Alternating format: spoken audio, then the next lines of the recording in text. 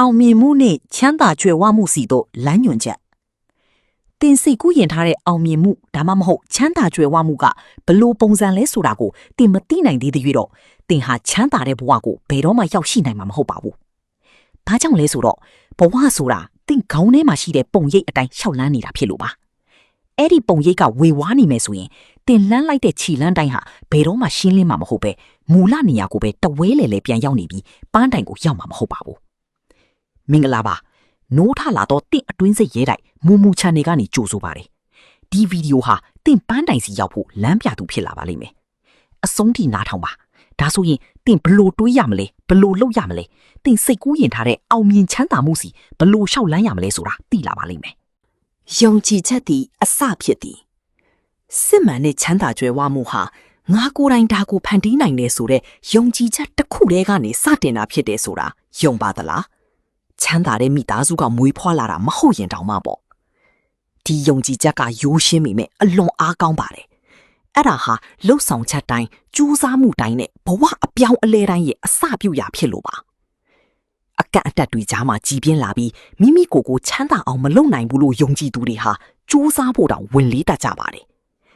ဒါပေမဲ့ယုံကြည်သူတွေကတော့အရာရာကိုဖြစ်နိုင်ကြဖြစ်မြင်နေပြဿနာကြားမှာအခွင့်အရေးကိုမြင်ပြီးလက်ထဲမှာရှိတဲ့အသေးအမွှားလေးတွေကိုအခြေခံပြီးကြီးကျယ်တဲ့လမ်းစာကိုစတင်တတ်ကြပါတယ်။အသေးအမွှားလေးတွေကိုအခြေခံပြီးကြီးကျယ်တဲ့လမ်းစာကိုစတင်တတ်ကြပါတယ်။ဒါပေမဲ့ယုံကြည်ချက်တစ်ခုတည်းနဲ့မလုံလောက်ပါဘူး။စိတ်အောက်ခြေ subconscious မှာရှိတဲ့ငါကချမ်းသာမှုနဲ့မထိုက်တန်ဘူးဆိုတဲ့အတွေးမြစ်ဖျားကိုရင်ဆိုင်ရဲဖို့လိုပါတယ်။လူအများစုဟာလူသားမှန်တွေအတွက်ငွေဆိုတာမရှိဘူး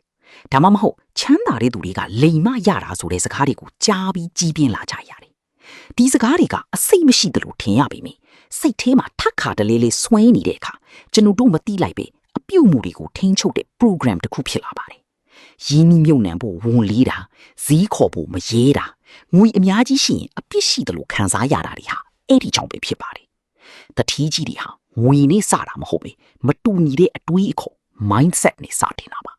သူတို့ကငွေကိုရှားပါးပစ္စည်းလို့မမြင်ပဲလူတွေရဲ့ပြဿနာကိုဖြေရှင်းပေးလို့ရတယ်ရလတ်လို့မြင်ပါတယ်သူတို့ဟာဒီနည်းအတွက်တည်းမဟုတ်ပဲရှင်းနှစ်ပေါင်း30ကျော်ထိကြိုတင်စီမံကြပါတယ်နှစ်ငွေကြေးစီမံခန့်ခွဲမှုစနစ် money allocation ငွေကိုအစုအပုံအလိုက်ခွဲကြတာဟာရိုးရိုးငွေစီမံတာမဟုတ်ဘဲရေရှည်တည်မြဲတဲ့ဘဝကိုတည်ဆောက်တဲ့အုတ်မြစ်ဖြစ်ပါတယ်အဲ့ဒါဟာငွေကိုပန်းနိုင်တစ်ခုချင်းစီအလိုက်အလုတ်လုတ်ခိုင်းတဲ့စနစ်တစ်ခုပါကဘာကျော်တထေးတွေဟာငွေရှိလို့ဒီစနစ်ကိုသုံးတာမဟုတ်ဘဲစနစ်ရှိလို့သူတို့ချမ်းသာလာတာပါအရေးပေါ်ရန်ပုံငွေဘဝအတွက်လေအိတ်လိုပါပဲအခက်အခဲကြုံတဲ့အခါသူများစီကချီးစရာမလိုပဲခိုင်ခိုင်မာမာရပ်တည်နိုင်စေပါတယ်ရင်းနှီးမြှုပ်နှံမှုငွေကိုဒီအတိုင်းထားတာမဟုတ်ဘဲပွားများအောင်လုပ်တာပါတထေးတွေဟာအလုတ်စူးစားယုံတင်မကပဲငွေကိုအလုတ်ခိုင်းတတ်ကြပါတယ်လှူဒန်းမှုငွေဆိုတာအင်အားတစ်ခုဖြစ်ပြီးအခြားသူတွေရဲ့ဘဝကိုပြောင်းလဲပေးနိုင်စွမ်းရှိပါတယ်။ Warren Buffett ဒါမှမဟုတ် Robert Kiyosaki လိုပုဂ္ဂိုလ်တွေဟာငွေကိုစနစ်တကျခွဲခြားသုံးစွဲကြပါတယ်။ရိုးရိုးရှင်းရှင်းနေထိုင်ပြီးဝင်ငွေနည်းနေချိန်မှာတောင်ရင်းနှီးမြှုပ်နှံဖို့နဲ့စုဆောင်းဖို့အတွက်အရင်ဖေထားတတ်ကြပါတယ်။ဒါဟာစီကံရှိမှုရဲ့ပြရုပ်ပါ။၃စကားပြောခြင်းထက်လှုပ်ဆောင်ခြင်းဆိုတဲ့ action versus talking ချမ်းသာခြင်းသူတွေထဲမှာတကယ်လုပ်တဲ့သူနဲ့စကားပဲပြောနေတဲ့သူဆိုပြီးနှစ်မျိုးရှိပါတယ်။တကယ်လုပ်တဲ့သူကတိတ်တိတ်ဆိတ်ဆိတ်နဲ့မှန်မှန်ကန်ကန်လှုပ်ဆောင်တယ်။စကားပဲပြောတဲ့သူကတော့လှပတဲ့အိမ်မက်တွေစီမံကိန်းတွေရှိပေမဲ့မူလနေရာကနေခြိတလှမ်းအောင်မရွေ့ပါဘူး။ဘဝကစကားကောင်းကောင်းပြောသူကိုစုမပေးပဲအမားတွေကိုရင်ဆိုင်ပြီးရှီးဆက်သူကိုသာစုပေးပါတယ်။လှုပ်ဆောင်မှုဆိုတာအစပိုင်းမှာကြီးကျယ်ဖို့မလိုပါဘူး။ဒါပေမဲ့အဆက်မပြတ်ဖို့လိုပါတယ်။ရေဆက်လေးတွေကကြောက်တုံးကိုပိတ်ကြွေစီတယ်လို့မျိုးပေါ့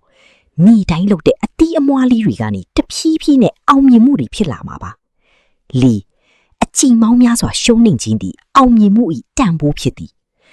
တစ်ချိန်တည်းအောင်နိုင်ဖို့အတွက်အချိန်ပေါင်းများစွာရှုံးနေရမယ်ဆိုတာပြောရလွယ်ပြီးမြဲတကယ်လို့ပိုခက်ပါတယ်လူတွေကရှုံးနေမှာကိုကြောက်တာထက်ရှုံးနေတဲ့အခါသူများတွေရဲ့အထင်သေးမှာကိုပူကြောက်ကြပါတယ်တတိတွေဟာအခြားသူတွေထက်ပူတော်လို့မဟုတ်ပဲသူတို့ဟာအခြားသူတွေထက်ပူပြီးတော့ရှုံးနေရလို့ပါရှုံးနေမှုတိုင်းကိုသင်ခန်းစာအဖြစ်ယူပါတယ် တင်ဟာအရင်ကအကျင့်ပေါင်းများစွာရှုံးနှင်ခဲ့ဘူးတယ်ဆိုရင်အဲ့ဒါဟာကြီးကျယ်တဲ့အောင်မြင်မှုအတွက်အမြင့်တီကိုစူဆောင်းနေတာပဲဖြစ်ပါတယ်ဘယ်တော့မှလက်မလျှော့ပါနဲ့ငါမိမိလိုချင်တဲ့ချမ်းသာတဲ့ဘဝကဘလို့ပုံစံလဲဆိုတာရှင်းရှင်းလင်းလင်းသိနေရပါမယ်အဲ့ဒါကဘဝရဲ့မြေပုံပါပဲမြေပုံမရှိဘဲခရီးသွားရင်လမ်းပြောက်ဖို့လွယ်ပါတယ်ချမ်းသာခြင်းနဲ့ဆိုတဲ့စကားလုံးကအရန်ရည်ဘူးရဆန်ပါတယ်ဘလို့မျိုးချမ်းသာတာလဲမိသားစုကိုကြည့်ရှုနိုင်တာလားအချိန်လွတ်လပ်မှုရှိတာလားဒါမှမဟုတ်လုပ်ငန်းကြီးတွေပိုင်ဆိုင်တာလားအဖြေကတယောက်နဲ့တယောက်မတူနိုင်ပါဘူး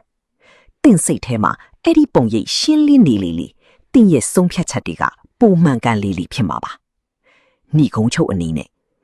ချမ်းသာကြွယ်ဝမှုဆိုတာဘဏ်အကောင့်ထဲကကဏန်းနေတယ်မကပဲမိမိစိတ်ကူးထားတဲ့ဘဝအတိုင်းဂုံတိတ်ခါရှိနေထိုင်ရတာကိုဆိုလိုတာပါဒီနေ့ကစပြီးတင့်စိတ်ထဲမှာပုံရိပ်ကိုရှင်းရှင်းလင်းလင်းဆွဲထားပါပြီးရင်အဲ့ဒီပုံရိပ်စီရောက်ဖို့ခြေတလန်းချင်းစီကိုတတ်တိရှိလှမ်းလိုက်ပါ6ပတ်ဝန်းကျင်ကိုတန့်စင်ခြင်းနဲ့လမ်းညွန်ပြသပေးမိသူကိုရှာဖွေခြင်း environment and mentorship အောင်မြင်ချမ်းသာမှုကိုရှာဖွေတဲ့ခရီးမှာတင်ဘသူတွေနဲ့အတူရှိနေတယ်လဲဆိုတာကတင့်ရဲ့အနာဂတ်ကိုဆုံးဖြတ်ပေးပါတယ်တင်ဟာပြမ်းမြလူ9ယောက်နဲ့အမြဲတမ်းအချိန်ဖြုံးနေရင်တင်ဟာအဲ့ဒီလူတွေရဲ့ပြမ်းမြဝင်ငွေနဲ့အတွေးအခေါ်မျိုးပဲရှိနေပါလိမ့်မယ်မဟာတထေးကြီးတွေဟာသူတို့ကိုအားပေးမဲ့သူစိန်ခေါ်မဲ့သူနဲ့သူတို့ထက်ပိုတော်တဲ့သူတွေချားမှာပဲနေထိုင်တတ်ကြပါတယ်ဒါဟာမိတ်ဆွေဟောင်းတွေကိုစွန့်ပစ်ခိုင်းတာမဟုတ်ပဲတင့်ရဲ့အတွေးအခေါ်ကိုပုံမူကျေပြန့်စီမိပတ်ဝန်းကျင်တစ်ကိုရှာဖွေခိုင်းတာပါတင့်ထက်အောင်မြင်နေတဲ့သူတင်သွားခြင်းနဲ့လမ်းကြောင်းကိုရောက်နေတဲ့ mentor လမ်းညွန်ပြသပေးမဲ့သူကိုရှာဖွေပါသူတို့ရဲ့အမှားတွေကနေသင်ခန်းစာယူခြင်းဟာတင့်ဘဝရဲ့အချိန်ပေါင်းများစွာကိုသက်သာစေပါလိမ့်မယ်အောင်မြင်သူတွေဟာအခြားသူတွေစီကတင်ယူဖို့ဘယ်တော့မှဝန်မလီးသလိုသူတို့ရဲ့အောင်မြင်မှုကိုလည်းအခြားသူတွေကိုပြန်လည်မျှဝေပေးခြင်းအပြင်ပုံမူကြီးမားတဲ့အင်အားစုတွေကိုတိဆောက်တတ်ကြပါတယ်။ခုနှစ်အချိန်ကိုရင်းနှီးမြှုပ်နှံခြင်းနဲ့ရေရှည်စိတ်ရှည်တည်ခံမှု time investment and long term patience နောက်ဆုံးတစ်ချက်ကတော့အချိန်ကိုဘယ်လိုမြင်တယ်လဲဆိုတဲ့အချက်ပါလူအတော်များများကတညလေးနဲ့ချမ်းသာခြင်းကြတယ်ဖြစ်လန်းကိုရှာကြတယ်ဒါပေမဲ့စစ်မှန်တဲ့ကြွယ်ဝမှုဟာပေါင်းဆက်တိုးပွားခြင်းနေရာမှာအတိုင်းအချိန်ယူပြီးတိဆောက်ရတာပါအောင်မြင်သူတွေဟာဒီနေ့လုပ်တဲ့အလုပ်အတွက်ဒီနေ့ပဲရလက်ကိုမတောင်းဆိုကြဘူးသူတို့ဟာအစိချတဲ့သူတွေဖြစ်ပြီးအပင်ကြီးထွားလာဖို့စိတ်ရှိလက်ရှိစုံဆိုင်တတ်ကြပါတယ်တင်ဟာအလုပ်ကိုပြင်းပြင်းထန်ထန်လုပ်နေုံနဲ့မလုံလောက်ပါဘူးအဲ့ဒီအလုပ်ကတင့်ကိုရေရှည်မှာအကျိုးအမြတ်ဘလောက်ပေးမလဲဆိုတာကိုတွက်ချက်ရပါမယ်ဖျော်ဖြေရေးမှာအချိန်ဖြုံးမယ့်အစားဘဟုတုတရှာဖွေခြင်းမှာအချိန်ကိုရင်းနှီးမြှုပ်နှံပါဒီနေ့တင်စိုက်ပျိုးလိုက်တဲ့အလိချင်းလေးတွေဒီနေ့တင်စုဆောင်လိုက်တဲ့ငွေကြီးလေးတွေဟာနောက်9နှစ်10နှစ်မှာတင်မထီမှတ်ထားတဲ့အရှိန်ဟုန်နဲ့ပြန်လေအကျိုးပြုပါလိမ့်မယ်အောင်မြင်မှုဆိုတာပြေးပွဲတူ sprint မဟုတ်ပဲမာရသွန်ပြေးပွဲဖြစ်တာကြောင့်အဆုံးထိခိုက်ခိုက်မာမာရပ်တည်နိုင်သူကသာပန်းတိုင်ရဲ့အရာတာကိုအပြည့်အဝခံစားရမှာဖြစ်ပါတယ်